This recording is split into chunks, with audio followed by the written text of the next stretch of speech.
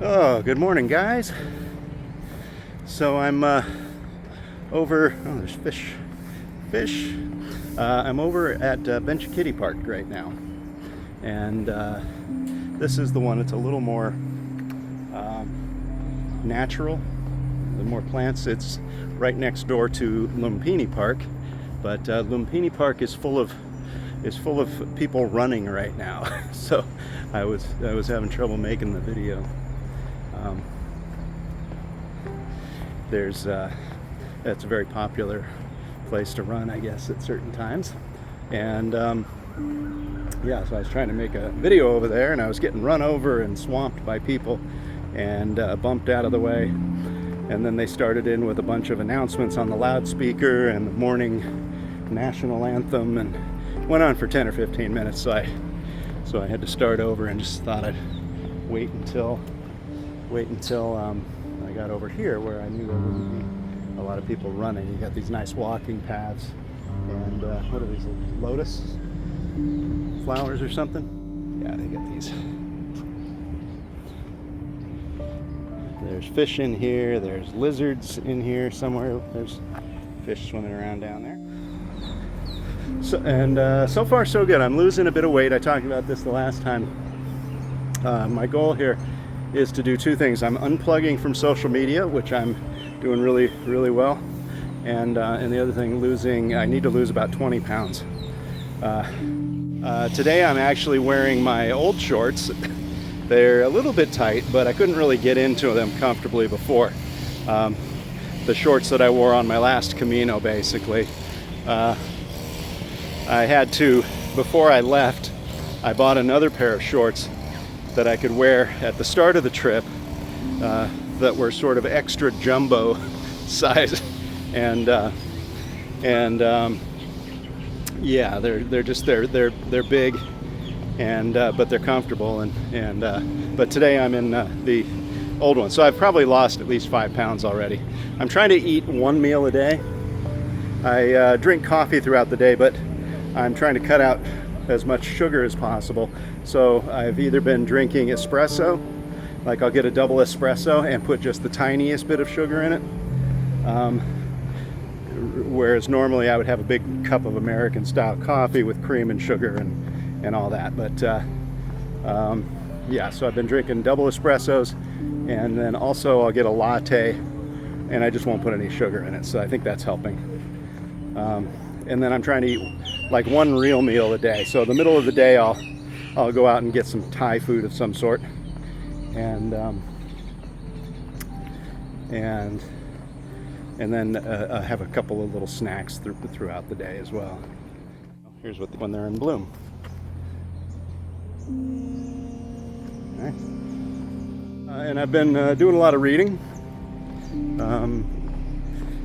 You know, and unplugging from social media. So I haven't spent any time really on social media, just a little bit here and there, just to keep up on the news. But yeah, mostly I've just been reading my book. And I finished the one book this morning that I started, at the beginning of the trip, and started on the airplane basically.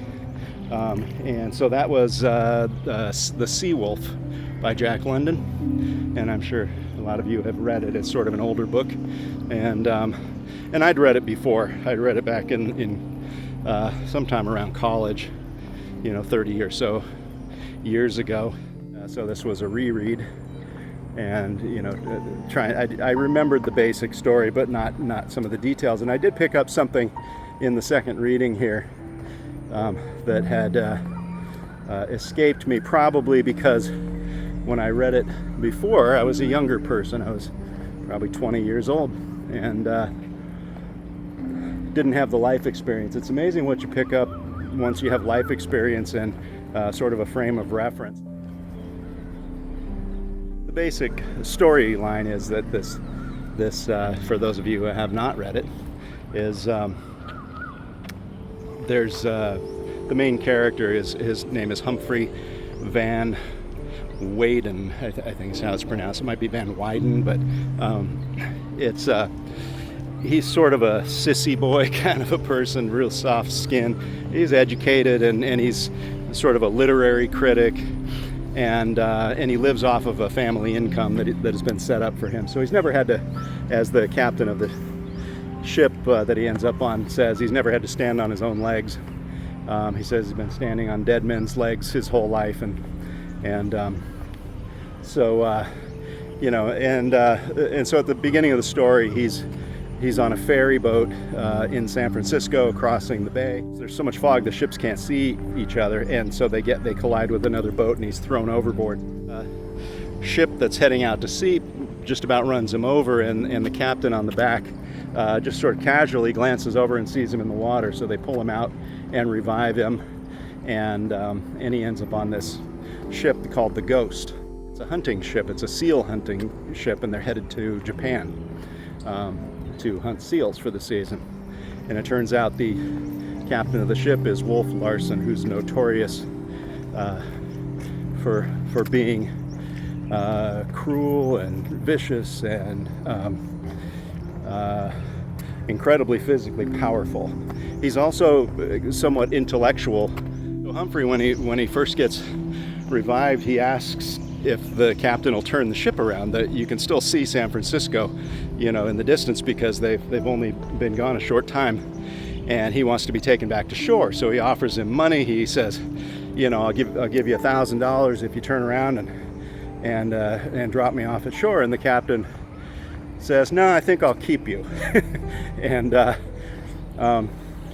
he's just not swayed, because he sees it as an opportunity, like a cat with a mouse, to play with him a little bit and torture him a bit. And as he says, I'm going to basically make a man out of you. I'm going to teach you how to stand on your own legs. Little squirrel? We don't have squirrels like that. Buddy?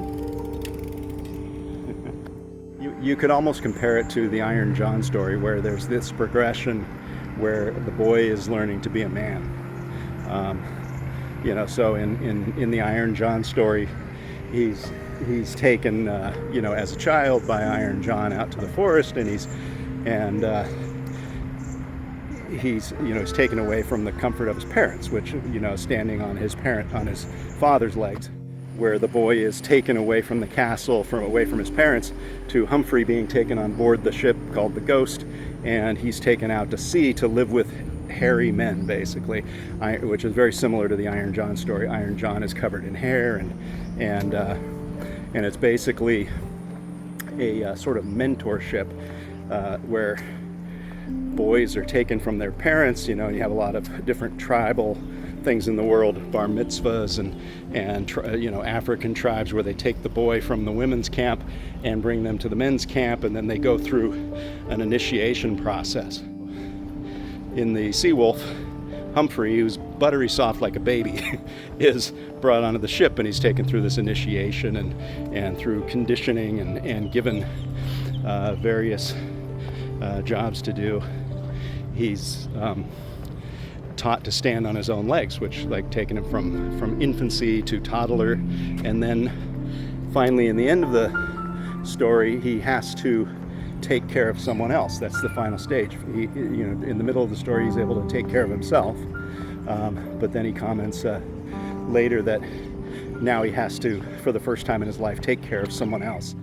And the reason I'm thinking of this is I commented on the last video that I sort of lost myself over the last several decades, and you go through these phases in life where you become things.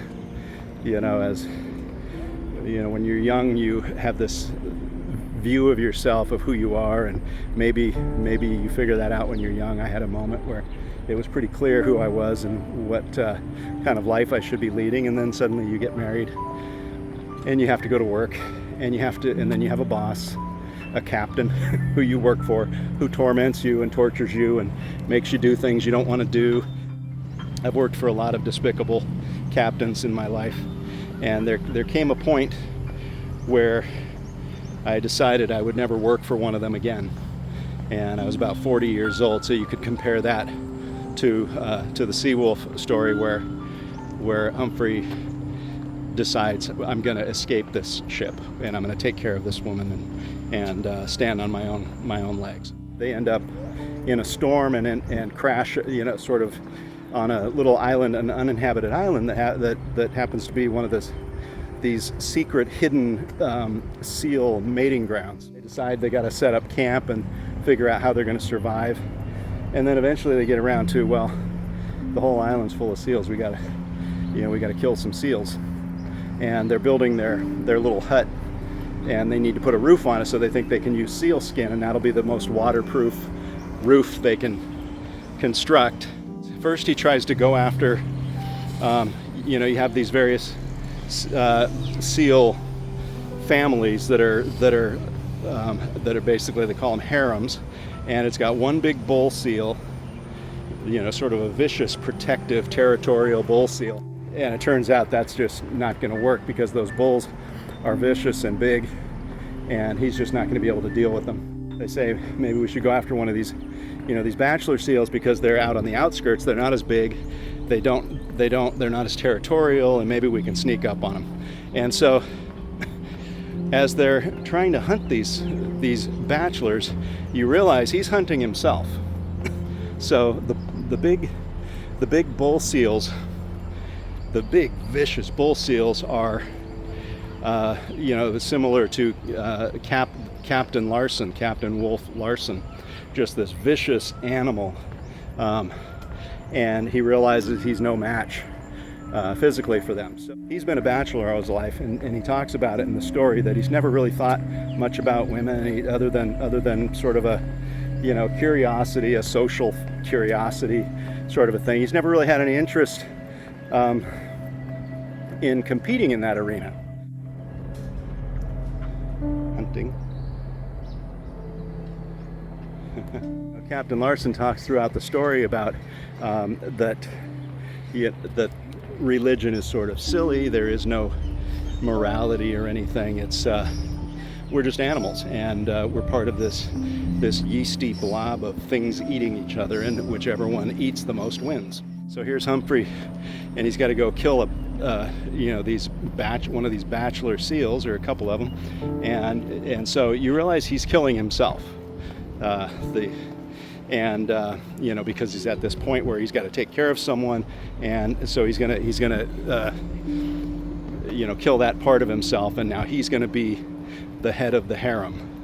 And so I thought that was interesting in the story. I didn't pick up on that with the first time I read it many years ago, because I had no life experience. I hadn't been one of the bull seals yet. I was a college student, so I was one of the little bachelor seals. Hi, buddy. All the birds hunting. These guys are usually more skittish. He flies away. The big ones don't care. Yeah, so that's the nice thing about the story. It's not just a fun adventure on a boat. It's got these other themes going through it that talk about life and who are you? I talked in the last video, like I said, about that over the last several decades I've sort of lost who I am. You go through these phases where you are forced to be someone else. You're forced to elevate yourself into another person, and for a brief moment when I was young, I had a good idea of who I was. I was very I know where I was. It was a time in my life where I was teaching karate classes and spending about 6 hours a day doing karate. I was really fit and healthy, and I was riding a bike many miles a day, and just at peace with who I was, and I was very spiritual, not in a religious sort of way, but I was more into Eastern philosophy, and I was just where I was supposed to be. You take on these other roles, you get out of college, you get a job, and you get married, and you have kids, and suddenly you have people to take care of, and you have to become something else. And so your life is about work and providing for people, and there's no time for being spiritual and that sort of thing. So that's kind of what has happened over the years. And so in reading the book, I was able to identify these stages that Humphrey goes through as he grows to become this other person. So I've been walking a lot. I tend to walk everywhere when I travel. That's why I don't bring a suitcase. I bring my backpack, and I travel really light. Yeah, there's not as many runners over here. Most of them run in Lumpini Park. So it's nice landscaping. They do a nice job on these trees.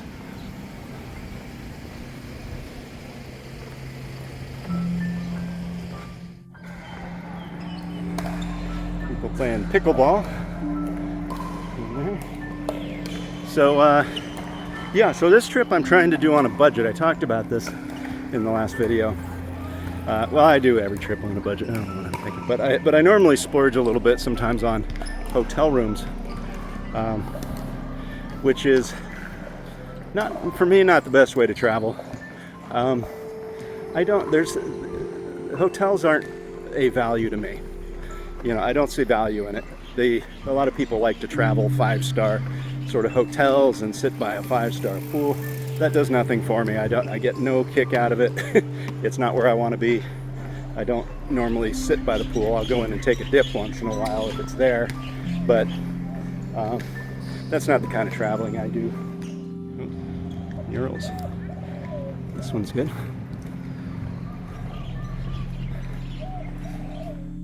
You know, you meet people when you're stuck in a room with 15 other people and you're bumping into each other, and you know, you get to know the people. It might be somebody sleeping above you one night, and then you see them on the trail the next day, and you go, oh yeah, you were in the room with me last night. And and then you introduce yourself, and it turns out you know, maybe you hit it off. Who knows? But anyway, so I always encourage people to stay in the dorms, and I do the same thing when I'm backpacking around Asia or wherever. Just because it's easier to meet people. Whenever I'm starting to feel lonely, I just check into a hostel, and you know, you hang out in the common area, and you meet people. So you know, it's a lot easier because you're all traveling. You all have something in common.